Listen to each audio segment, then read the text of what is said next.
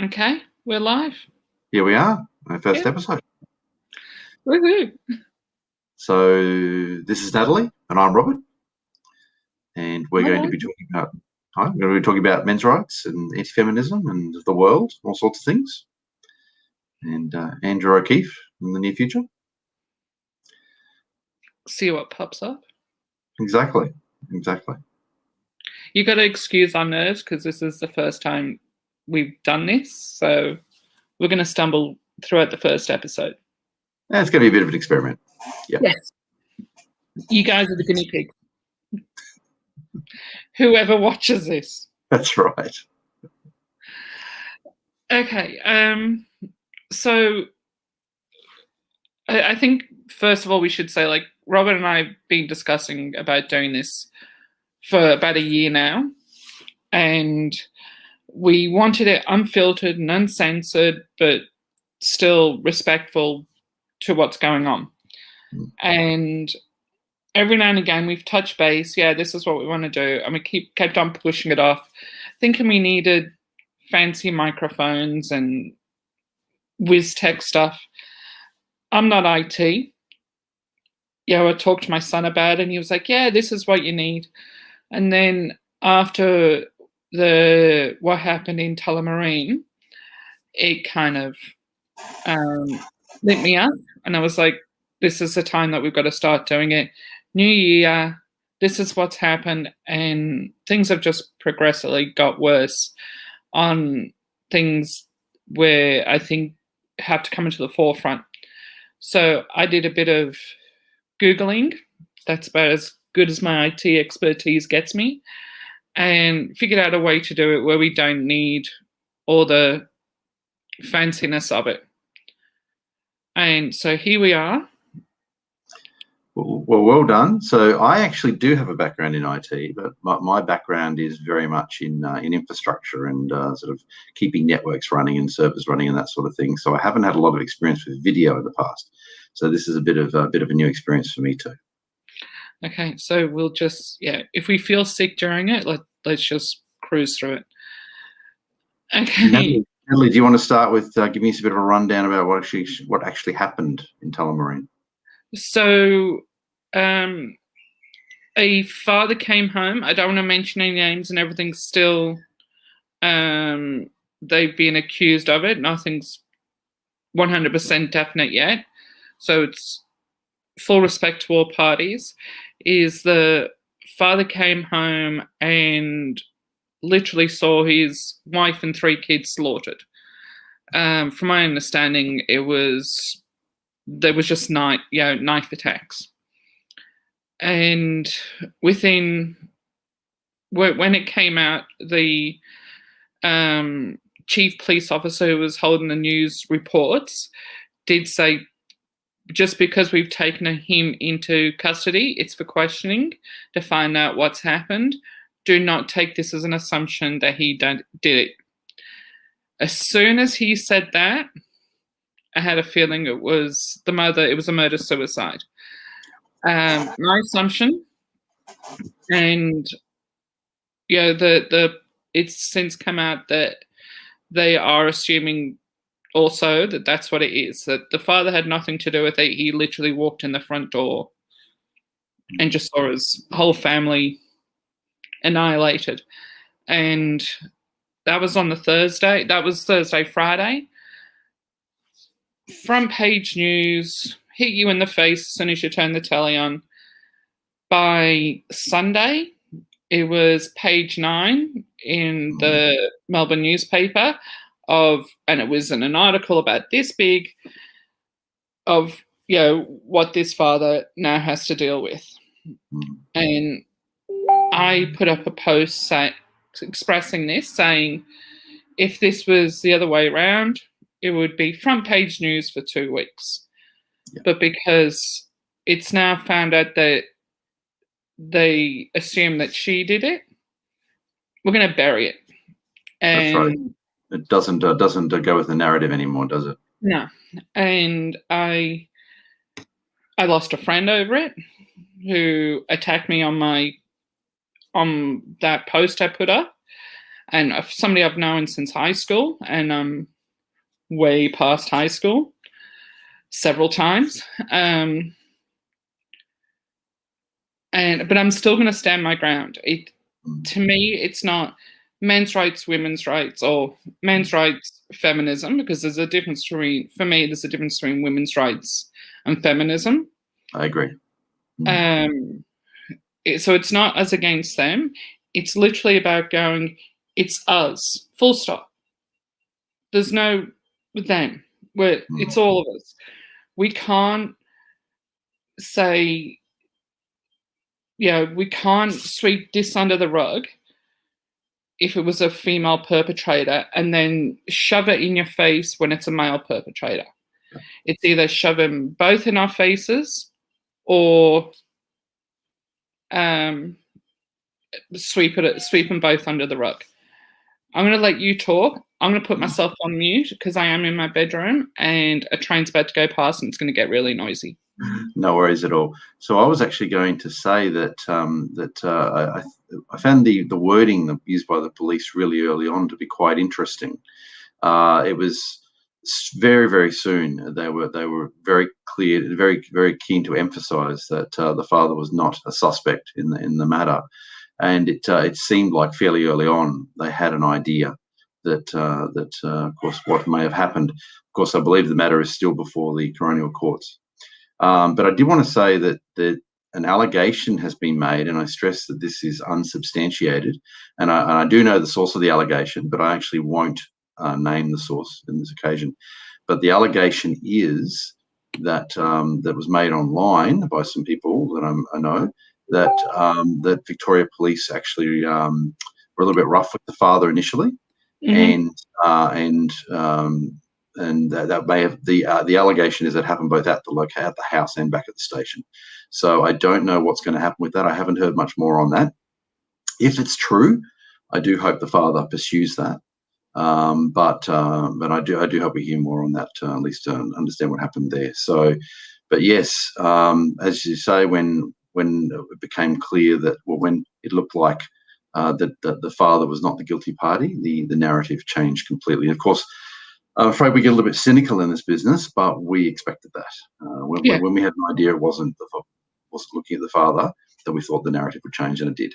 So, and it's going to happen with the baby that was drowned, the 8-week-old baby that was drowned yesterday, and it's now come out that the mother's being charged.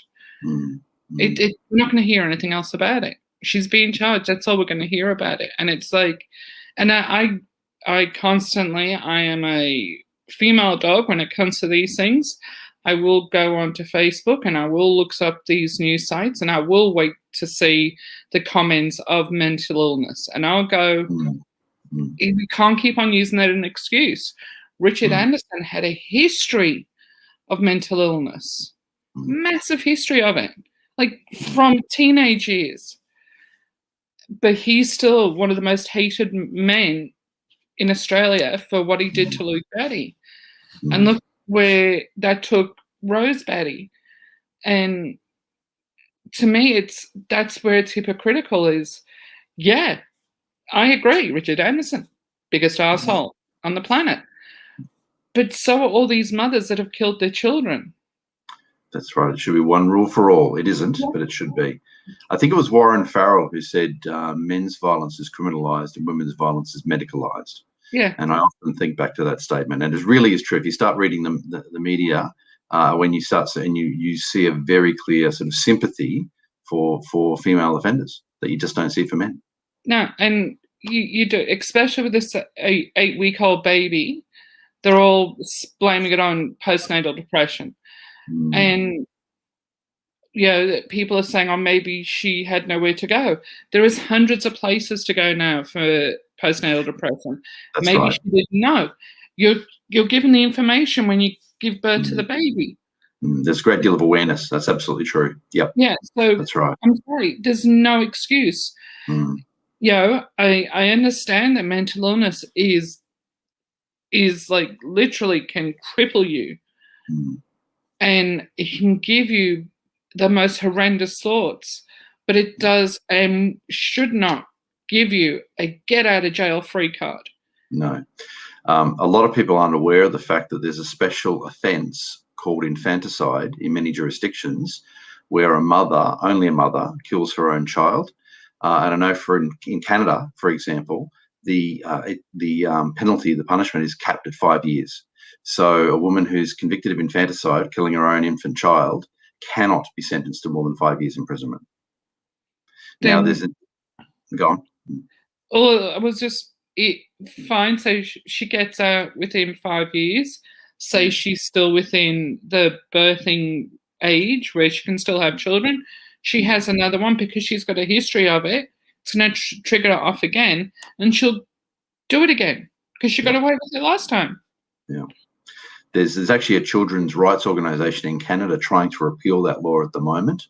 I think, and we fully support them in that. I think that it's their argument, and I think it's a very strong argument, that infants should have the same right to protection from violence as everyone else in society. We can't. We just can't keep on separating men and women. It's where this is where equality, and it's actually the reason why I've named my channel Equality for All, is literally because people cannot see where things aren't right for men. And it's things like this. Men do more jail time for the same crime. Men, we're talking about going off a different path, but we're talking about equal pay, but men do the bigger jobs, the jobs where it's more dangerous. Yeah, longer hours. And then, so they do longer hours. They wake up at stupid o'clock in the morning. The only reason why I have to wake up at stupid o'clock in the morning is now I've moved to the other end of Melbourne, where going to work isn't a 10-minute trip. It's an hour's trip. But that was my choice.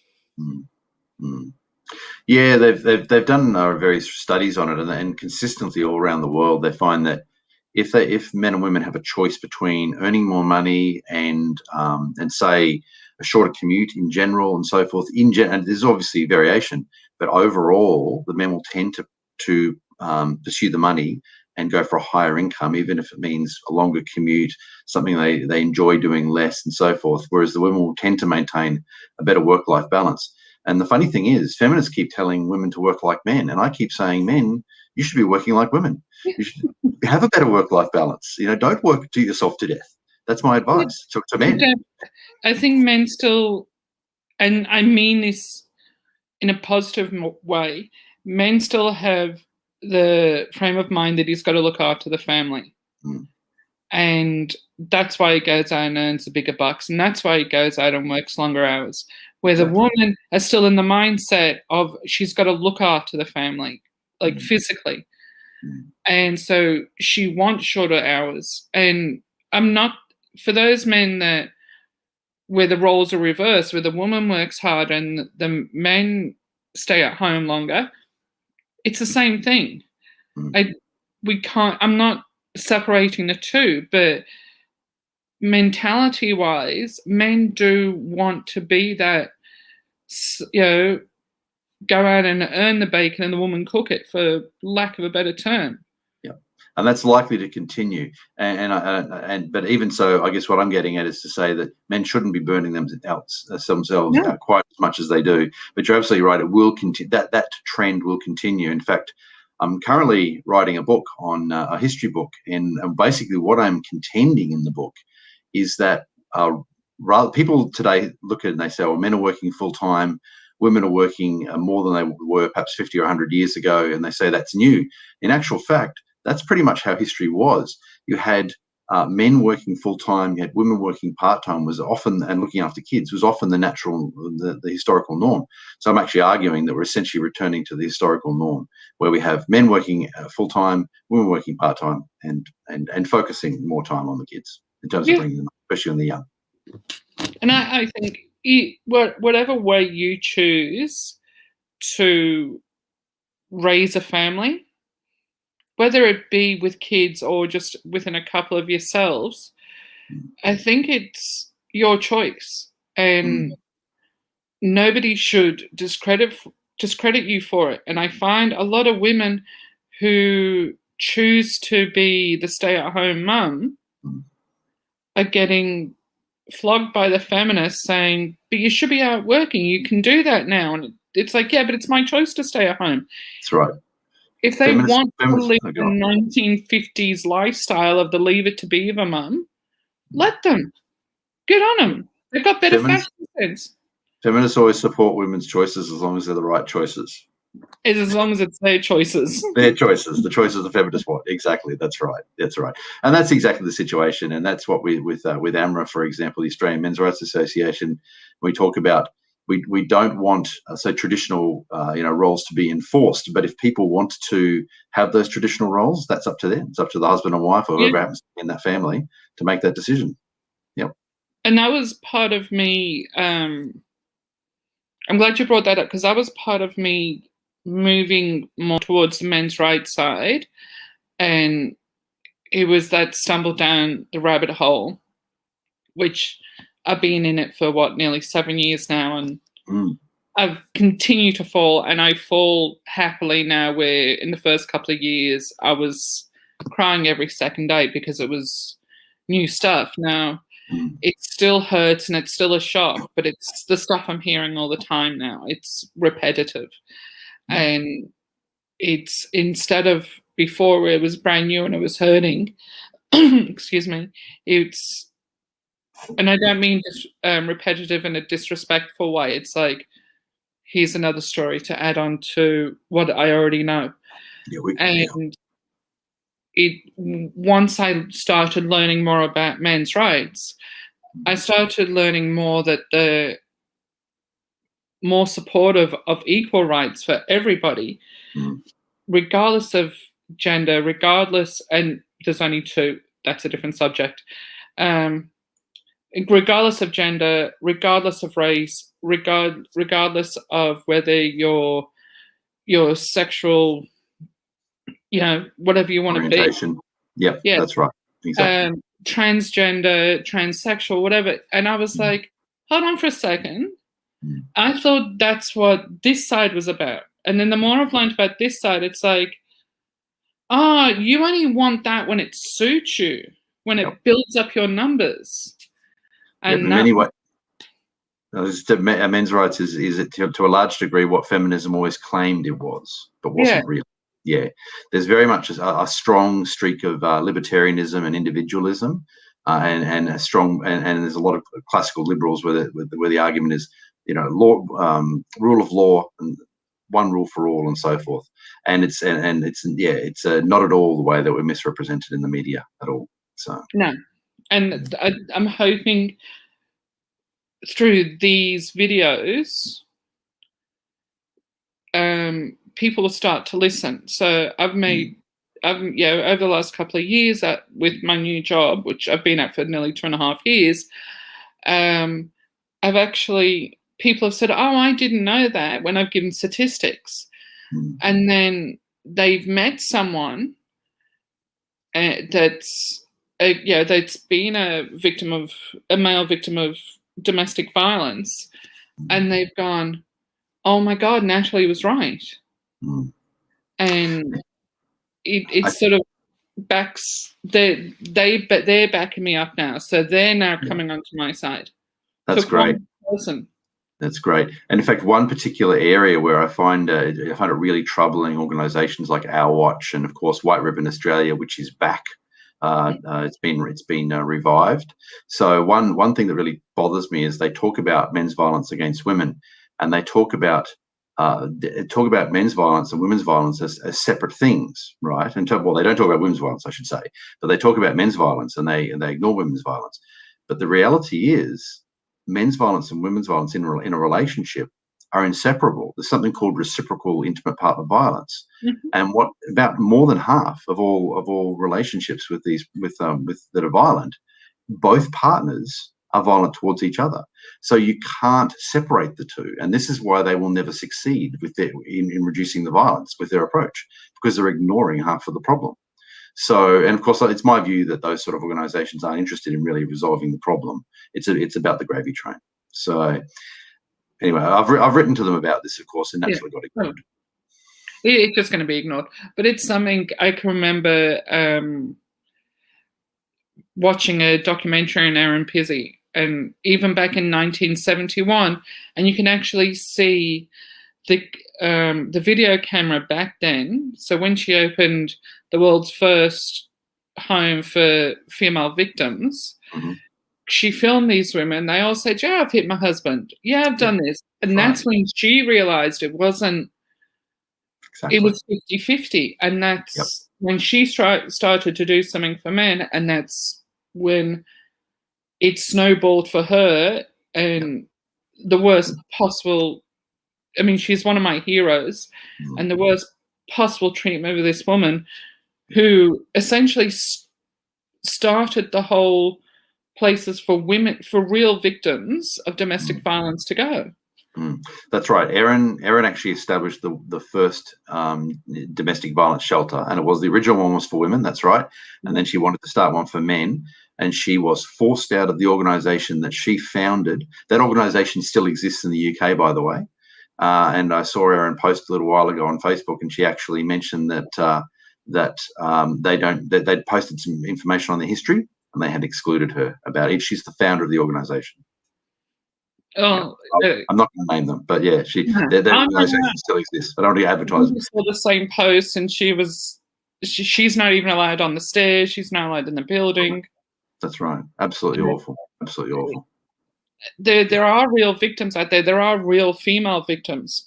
And what I find astonishing is the places like White Ribbon and Our Watch and everything are giving voices to those real victims.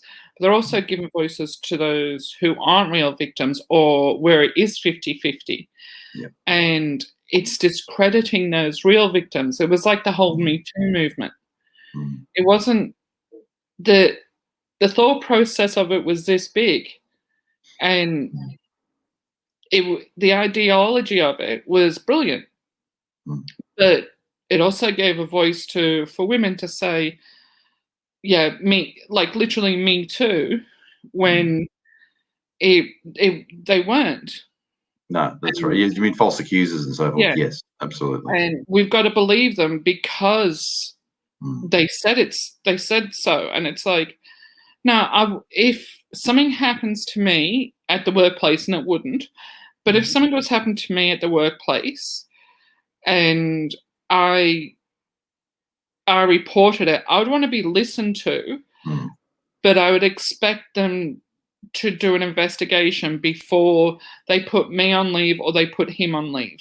Exactly. That's right. That's right. The people who are investigating should neither believe nor disbelieve either side initially. They should investigate and try to learn the truth. That's right. That's what you want. That's right. You want somebody to listen to you. That's but right. You also have to have the mentality and the understanding that they have to investigate it. Yeah. The London Metropolitan Police were actually following the whole believe her idea for a long time, but about 6 months ago they announced that they were not doing that anymore. So they are presumably now taking complaints more seriously and investigating complaints before acting. Yeah. So I hope that's the case. That's certainly what they announced. So yeah, and I was talking to a girlfriend of mine today about what we're doing here, and I said, there is a few people I know, and there is a feminist I know that has said things to me that have triggered me and raised my anger. Now, I'm fortunate enough to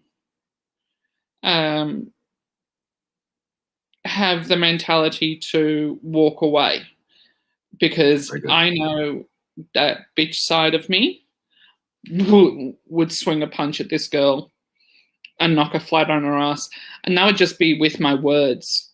Like, if I spoke to this woman the way I want to talk to her, I would verbally punch her. On top of that, like any human being, when somebody pushes your buttons, the first thing out of your head is, God, I could just want to punch their teeth out. We're all like that. We're not going to do it. It's like saying, oh, I could just choke you. You're never going to choke them. Well, depending on... Metaphorically. Yeah. It does happen. And I actually said to her, I said, I'm not condone this woman I'm talking about has been a victim of domestic violence. And it goes back to what we were saying before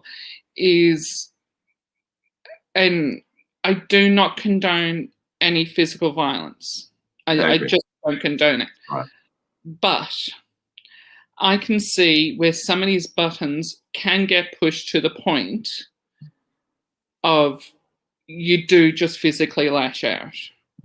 Don't agree with it, but I understand it. Yeah. Saying that, going back to what we were talking about before, that with the violence where it's equal it doesn't always have to be physical. The way I've heard this woman talk, it's like if you talk to your partner the way you talk to this group of people, I'm not condoning him hitting you, but I understand why. And to me, what she was doing to push his buttons was no better than if she would have turned around and slapped him anyway. Yep. And who knows, as I said, more than half of all cases, there's reciprocal violence. So, and we don't know. That's the problem. We don't know what's going on there. Maybe they're both being violent, maybe not. Yeah. But, yeah. But even if it's just words, you can push you can only push people so far. Yeah. And hopefully when people are being pushed that much, they would realize what they need to do is withdraw, but unfortunately not everybody can. So no. Especially when there are kids involved. And that's a good point, actually. If and my memory's gone on me, but I only heard this recently where somebody kept on saying, but they could have left. And I said, no, they threatened that if they left, they would never see the kids again. If they went to the police, they'd never see the kids again. This man stayed for the kids. Yep. For the sake of the children. Another thing we hear from quite a lot of men too is they say that they make the point they're staying for the kids, and in particular, in some cases, not in all cases, in some cases they're afraid the kids are going to be on the receiving end of the violence if they leave, and so they elect to stay and protect their own kids in that way. And as you say, as on top of that, they also will lose access to the kids because women leave with the kids, men leave without the kids. Yeah, and that's the reality of our world. It goes back to the red pill and that guy who was interviewed. I'm sorry again, I forgot his name, where he was said the police actually told him she could beat the living daylights out of you, and I'm paraphrasing here, but all she has to do is break a nail and you go to jail. Yep. And that's, of course, talking about the Red Pill documentary. And if anyone's watching and you haven't watched the documentary yet by Cassie Jaye, go and do so. It's available on Netflix. It's available on YouTube commercially to purchase if you've got YouTube Premium. It's in a variety of other places. Very easy to get. Please watch it. Yep, absolutely. I think I've watched it. So I was at the premiere here in Melbourne, and that was... I couldn't have been, for all this misogyny and male violence and everything, I couldn't have been any more protected that night. I had security guards and I had another guy standing with me, making sure I was safe because the rest of the team went upstairs to watch the documentary, and I stayed downstairs to see if any other late arrivals turned up. But it was all cloak and dagger. We were like, we'll meet you here. And we were taking people around like 10 at a time and then run back. And it was actually, at the time it was scary, but it was quite funny. Yeah, and Natalie's actually talking about the Australian premiere that was Yeah, done in Melbourne. That's right. So you guys had 2 screenings, I believe, and then we did the 3rd screening in Australia in Brisbane about a yeah, month later, I think it was. So yeah, we had a similar situation. I'd seen the documentary before. So at the screening, I stayed out the front, and I was the one on the door actually. You know, and we had yeah. security there. The venue required that. And same deal, we had a fake location posted on the online sources, and with clear notice saying this is not where it's really happening. A few people turned up at the wrong location anyway, but that's its life. And then yeah, sounds very similar to your situation. Although you guys got more protests actually, I think, didn't you? Well, nobody turned up at the actual Right. premiere. Okay, that's good. There were the protest about the one that we were originally supposed to have. Yeah. They got it shut down because of That's right. Clementine Ford, and I say that I'll say the name. Hi, Clem. And she made sure it got shut down. And it was, I can remember watching, and I was so furious with this. Watching, I wasn't working at the time, I was in between jobs, and I was watching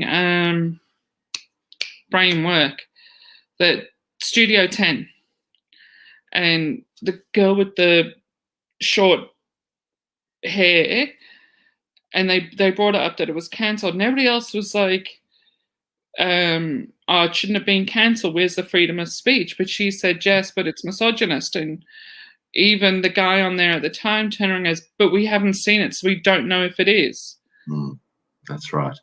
That's right. If you think there are problems with the documentary or anything, then criticize it and criticize it openly, and then the people who are criticizing can respond.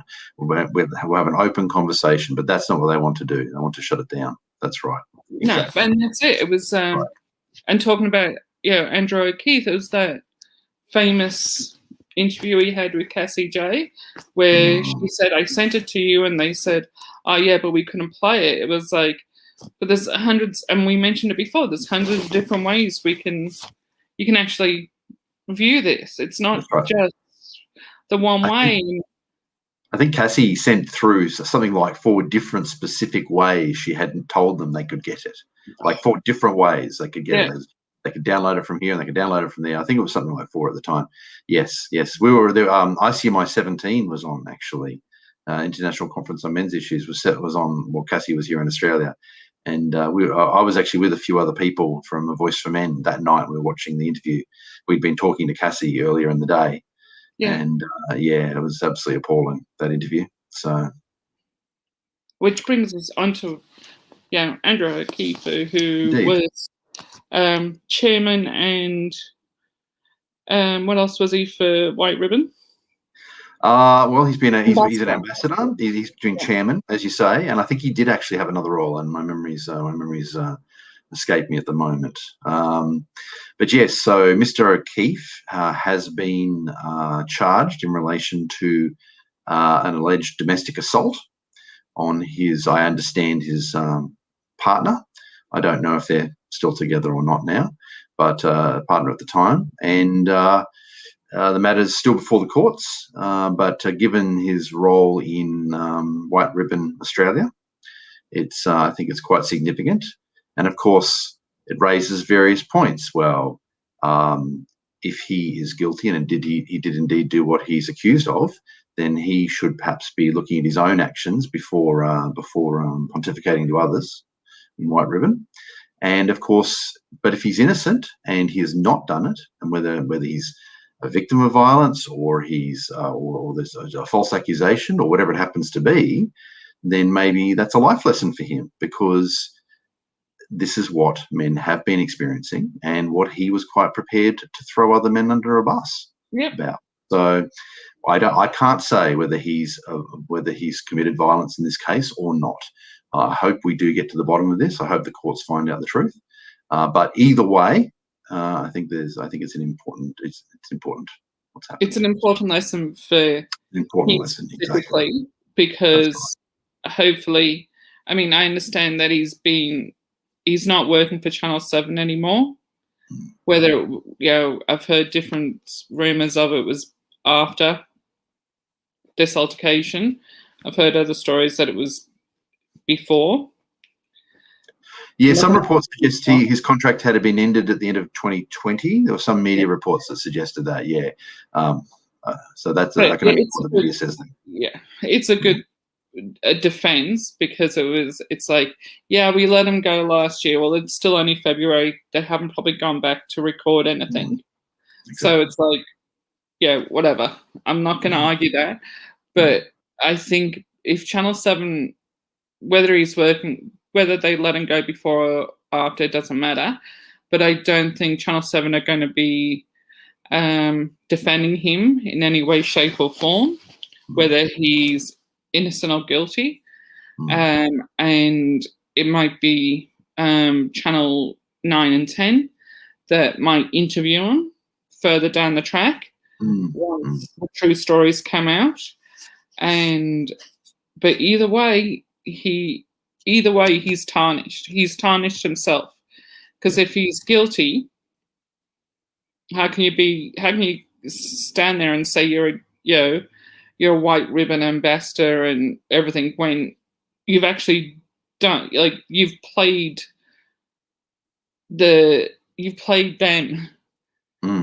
That's and if right. you're innocent, you're now have got to backtrack and realize all the damage you've done to men. Yeah, that's right. Exactly. And I also want to say too that in 2017, I think it was actually in that interview, Andrew O'Keefe suggested that we were a lot of misogynists in the men's rights movement. And at the end of ICMI 17, I invited him to meet with me if he wanted to, and call me a misogynist to my face. And that offer is still open. So I would certainly love to meet with Andrew and have a civil discussion with him about misogyny and about violence against women and violence against men. I think it would be a very interesting discussion to have, and I would, of course, have that recorded. Can I just say, so you and I met at the March for Men. Yes, that's right. In 2018, I think. Yeah, but we met each other before then. Yeah, we'd spoken heaps of times before then. Yeah, that's right. But we physically met at the March for Men. And there was another occasion. So at the Red Pill documentary premiere in Australia, it was about 100 men, 100 people, and I think about 10 to 15 of them were women. March for Men, same types of statistics. So we went back to a bar in the city, and again there was I think there was 2, maybe 3 of us women that it was all part of the same group, and there was like 20 men. Can I just say to anybody who thinks that men's rights activists or any part of that are misogynists or violent or anything like that, I was treated with respect, that everybody knew my name, and it was not one part of those occasions was there any misogyny. That's right. You'll tend to find MRAs will treat you as an equal, in fact. Yeah. That's right. And they exactly. did. And that's right. I was really happy with the amount of people that came up to me and knew me for what I do. Because I sort of say, I do this outside of work. And even when I went for the job interview, I remember the wristbands that were handed out that day? So I was given a whole bundle of them, and I actually hand them out at my job interview. Oh, lovely. Great. And it was like, this is what I've been doing. This is what I was proud of. If it didn't get me the job, that was their loss. It didn't get me the job, but it didn't lose me the job. Yep. One of the girls that it gave it to has still got it. And this is what I mean. It's like people are actually, it takes one voice to become 20. Yep. And it took me you know, I'm not the martyr here, but I was actually really happy and surprised that the amount of people at the Men's March knew who I was. Mm, mm. Like you're already Yeah. saying. Yeah, as you said, we'd known each other online for a while, and I think I was standing there, and I turned around, and I saw you there sitting down, and I Yeah, recognised you from your picture, so I walked over and we started talking. So, yeah, but I think it's you were already in Australia, you're already famous for doing this sort of work. And I thought I was just the quiet one behind the scenes that bitched all the time, and every time something went wrong, I chucked a tantrum. And I was quite honoured at the amount of people that did recognise me. yeah, that's And great. but this is what I mean. This is how respected you are as a single woman. Mm. I know whatever I go through, if I would have 100 of you guys surrounding me, if I was to get attacked Mm. by anybody who didn't agree with my point of view. Yeah, absolutely. Yeah, yeah, and in all seriousness, violence against people on our side is a potential, is a risk, and people, we know of cases, of course, where people have been attacked. Fortunately, it's not too common, but there was a young woman at ICMI 17, the conference, that came up and told me she was a feminist. And I said, okay, and you're welcome. Feminists are welcome to the conference. There's a number of other feminists here. And she said, do you mind if I interview you? I'm like, no problem. So she gave me an interview, and she asked me what I thought about feminism, and I gave her honest answers. And at the end, she admitted that she wasn't a feminist, and she was running a bit of an experiment. And she said next she was going to a feminist conference and was going to pose as an MRA. And I said to her, I think you might want to take some help if you're going to do it. In fact, I recommended a Gates to kind of do it. Yeah, I think I'm not sure if she went through with it. I did warn her a little bit about that, because that she would get at least hostility and potentially violence doing that at a feminist event. Whereas at our event, feminists are welcome, as long as the only rule we say is you're welcome at our events as long as you're not disruptive. Because particularly in Canada, there's been a real problem with feminists disrupting events. So we have a rule that says, come along, just don't be disruptive. And we do have feminists attend events. We've had feminist journalists at each of the conferences, and other feminists have turned up. They're welcome to come and talk to us. No problem at all. Yeah. I'll happily answer any questions. I'll be respectful. But if they cross the line, honey, I'll jump over the line after that. In terms of being disruptive and so forth, yeah, we've been quite fortunate in Australia that we haven't had any shutdowns like that. In Canada, they've pulled fire alarms. That's a really good one. Pulling a fire alarm is an offence, right?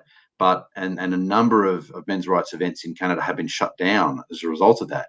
To my knowledge, no one has ever been charged with falsely activating a fire alarm in any of those cases. So it would be interesting to. It would be interesting to do the test to see if it was the other way around. If we pulled the fire alarm, that'd be a big difference. We would get arrested. Exactly. And to be clear, I meant that pulling a fire alarm without just cause is an offence. Yeah. If it is just cause, pull away. That's right.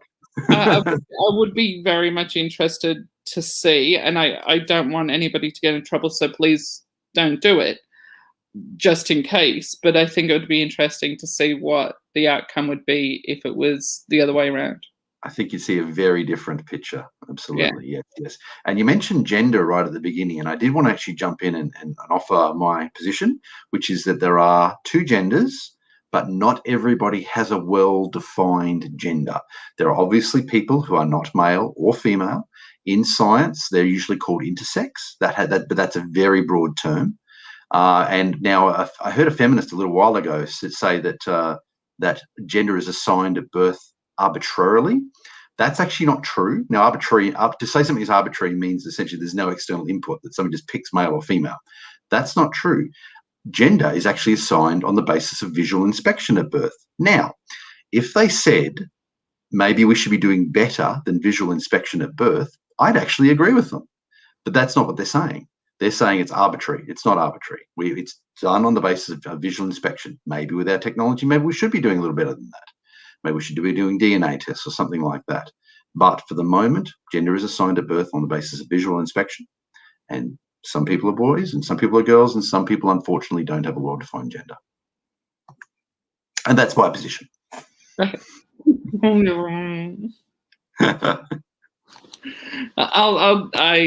had this debate, and the good thing is I've had I won't even say debate. I've had the discussion with transgender and homosexual people and everything, and they are actually not frustrated, but they're the same, especially transgender people, because the transgender people kind of get linked in with the non-binary people, and it's like, no, we know what we are.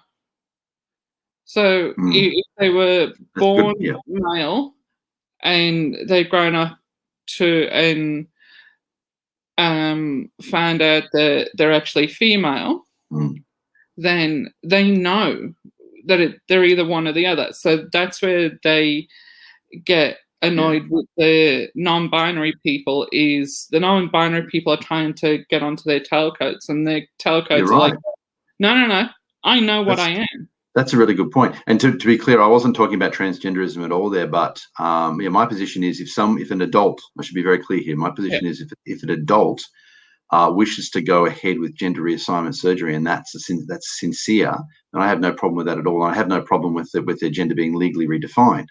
But of course, what we're seeing is that's a whole. I mean, traditionally, that was a whole process over the last few decades where a person would transition over a period of years. But now, of course, we've got to the point where we had Lauren Southern in Canada. For those who don't know, I lived in Canada for a number of years. So Lauren Southern was Ontario, the province I was living in, and she popped into the doctor one day and said she considered herself a man, and the doctor signed a form and she took it down to the Ontario government, and they changed her gender legally in the province. Now, and so I have no problem with, as I said, someone legitimately transitioning, but of course we've reached a point now where anyone can just sort of arbitrarily change their gender, which seems strange to me. Yeah, no, and we're talking about in the 80s, I saw a movie of the first male to female transition. And this, I think, was back in the early 60s or something. And from memory, I think her name was Christine, true story. And up until the 90s, it was a blood test. You had to measure out your Y's and X's, and you actually really are a male or a female trapped in the opposite gender's body. And now, as you say, and I'm not saying it, I do understand there's real people out there that feel they are trapped in the wrong body, but it can't be something as simple as, I'm now a male, please consider me that. Exactly. That's right. That's the thing. And I don't think I used the word before, but what I was getting at is if somebody has a sincere belief and they want to transition, I think that is absolutely fine. I think the law should support them in doing that. But that doesn't seem to be what we have now. And I wonder about the people who are, genuine and sincere in their wish to transition. I wonder how they feel about, as you say, the whole situation with non-binary individuals. Yeah, I think it does. The ones that I've spoken to either don't know enough about it, or the ones that the transgender do, but they're actually frustrated with it because of as I said, they're trying to link onto their coattails, and they're like, no, I know what I am. I understand that you're neither here or there, and I try and be respectful and use the pronouns correctly, regardless of my beliefs. It's like, if that's what you believe, I'll respect it. Exactly. But there is a lot of people in the transgender community that are, no, please do not jump on my coattails. I know what I am. Yeah. And that's a good point about the pronouns. That's right. If someone's legitimately making the transition, I'm quite happy to adjust my use of pronouns in that case. Yes, but it's a very different situation when you've got 50 different pronouns that you're now expected to remember. Yeah, and then you get in trouble for it. So Yes. yeah, you brought up Canada. So isn't it in the universities in Canada? I'm going to put you on mute. You're going to talk. Okay, no problem. So that was, of course, the situation with Jordan Peterson. That's what brought actually Jordan Peterson to public notice.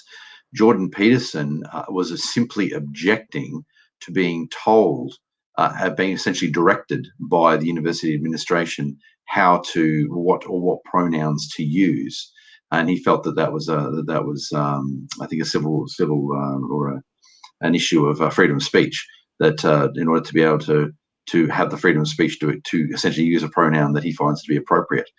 And of course, so that's what brought Jordan Peterson to public notice. And of course, his popularity is then steamrolled from there. Now, to be clear, a lot of people, since we're on the topic of Jordan Peterson, a lot of people think that he's closely aligned to the men's rights movement. That's actually not true. He's actually been critical of men's rights movement, critical of MGTOW, for example, which is somewhat related. And he's actually, from our perspective, quite traditionalist, and some of the things he about with men. So about how he wants, he essentially wants men to have more of a traditional role and sort of push that, whereas really MRAs to a large degree are pushing towards something new, saying, okay, we can't go back. My view is that those roles in the past were probably balanced at the time. We've dispensed with them. We've got to find a new path forward. So yeah, but so I watched Jordan Peterson's daughter today on the accusations that came out over the weekend of him being schizophrenic through the Times interview, and how his daughter recorded it all, and they just butchered him. I've seen a lot of videos on him. He's gone through physical and mental hell. Yeah. But it's his views, and there's a lot of things that he says that I 100% agree with. A lot of things are sort of, and then a lot of things make me cringe. But it's his beliefs. And that's right. Exactly. I don't have a problem with, please understand, I'm going to say this very loosely. I don't have necessarily a problem with feminists. I do have a problem when they try and tell me I'm wrong. And you would have experienced this when you did that ABC radio show where you brought up the male-female ratio of, I think it was deaths when it comes to domestic violence. That's and right. Everybody called in and said, oh, that guy's an idiot, blah, blah, blah. And it's like, and then the ABC radio, well, we're basically saying the same thing until they called Australian Bureau of Statistics, and it was like, no, he's right. That's right. That's right. And I've said on my page, these statistics that we give are from the Australian Bureau of Statistics. Yep. I don't say it that long. I usually call it the ABS.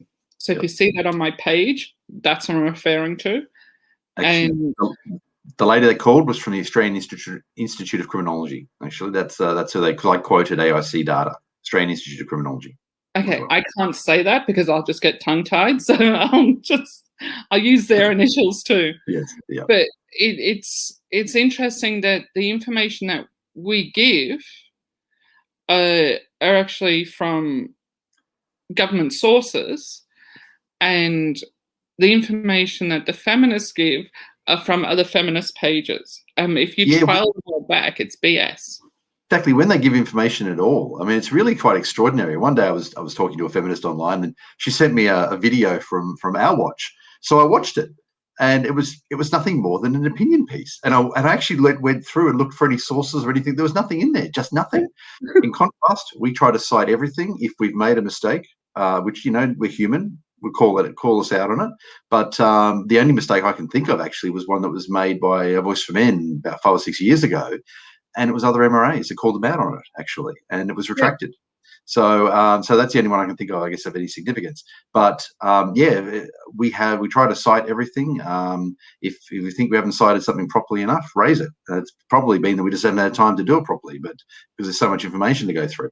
But that's what I'm thinking here of the Wiki for Men that I run, and there's a lot on there, and I always want to spend more time on there, but there's just so much information that needs to go onto the site. So yeah, we always try to cite everything and have evidence. That's what we need is I think DVAA try and do that too. So anything they put up on their page, they put up as a news article. Yeah.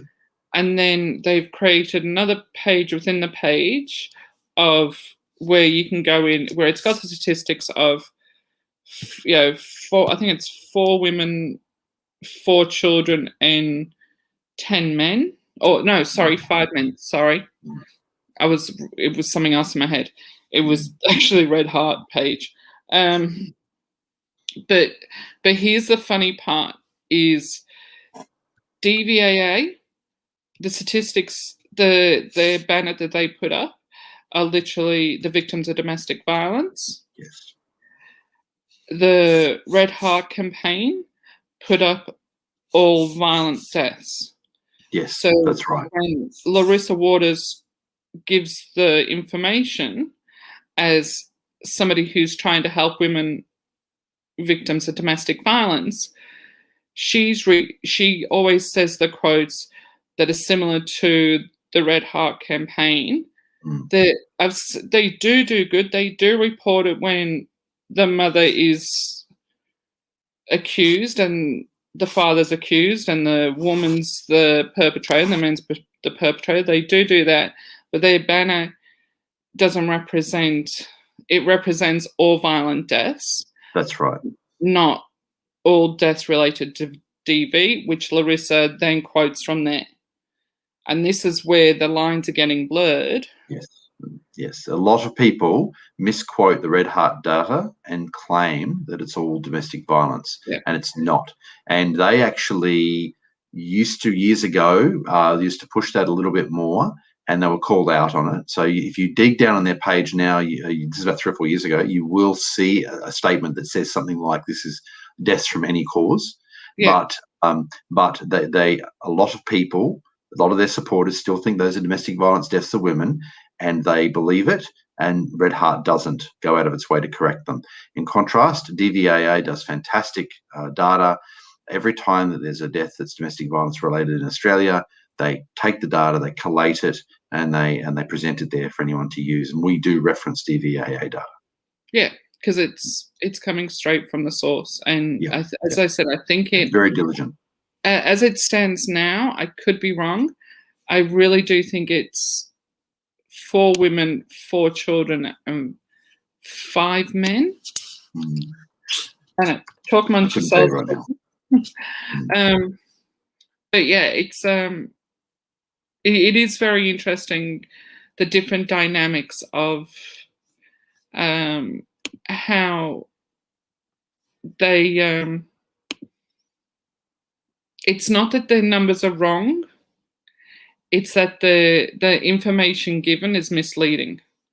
And that's fundamental to the way that feminism operates to a large degree. Exactly. There's lies, but there's a lot of half-truths as well, and there's a lot of misleading statements. And the so-called gender pay gap, which is really an earnings gap, is like that. If you listen to the experienced, say, academics, for example, the people who know what they're the feminists, but the people who are more informed, they will never claim that women are paid less than men in a like-for-like activity, because they know it isn't true. I mean, the Workplace Gender Equality Agency, which is the agency here in Australia, I got them to admit that it isn't true in Australia, and I published an article on A Voice for Men about that. Now, the inexperienced ones, the classic radicals in university, they claim it all the time, but of course they don't really have much of a clue. No, because I'm not even going to go there. Okay, so I quickly looked it up. So as of today, on the DVAA page, it's 3 women, 4 children, and 4 men. Right. Thank you. And I did want to say about feminism too. We've mentioned feminism a few times. I'm going to say it, and I've said it publicly before, and I'm going to say it again. The vast majority of feminists are not radical feminists. Okay, the vast majority of feminists are reasonable people, right? But the vast majority of feminists know almost nothing about feminism, and Well, that's the problem. I've had this discussion before, and I'm glad you brought it up. Another thing I'm glad you brought up. I think the vast majority of people that call themselves feminists are actually women's rights supporters. Probably. That's right. And because the classification of feminism has changed. We had the first wave, we've had the second wave, and all of a sudden the second and somewhat of the third sort of made it what society deemed as equal. And then this fourth and fifth wave that's been happening over the last 20, 30 years has, like, in the 80s, we had it right. In the 90s, we were there. And then all of a sudden, I had my son in 1998. And I was like, thank God I've had a son. He's going to have an easy life. My son's now 22, and I'm petrified for him because it's not going to be easy. Yeah. And that's just happened in 22 years. Yeah. How far things have changed for men in 22 years. Yeah, I've got happy to have a son because life's going to be easy for him. White, blonde hair, blue-eyed baby boy, to now being petrified for him because all he's got to do is sneeze in the wrong direction and he's done for. Yeah, that's right. I mean, the reality is we live in a society where any woman can take away the liberty of any man by making a false accusation, and he might go away for 2 days or 2 years, right? But he might be found. It might be found in the end that there's no truth to it. But she'll almost certainly not suffer any consequences. Only in the most serious cases do the women ever suffer any sort of serious consequences. And it's very, very hard to get someone charged in Australia with making a false complaint. But when it's a woman making a complaint against a man, it's nearly impossible.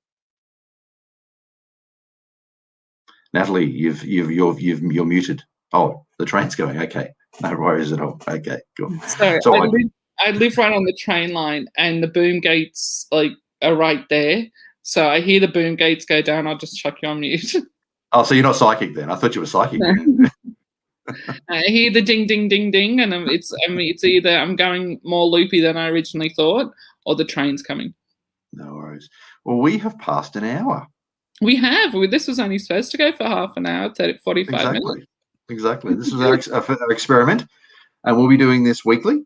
Yep. Yeah. So. No, I think it's good. I think we've done. Surprised me. We could have kept on talking, but yeah, exactly. An hour once a week will do great. Sounds good. Thank you very much, Natalie. Thank you, Robert. I'll talk to you later. I'm going to end the broadcast. Have a good night. No.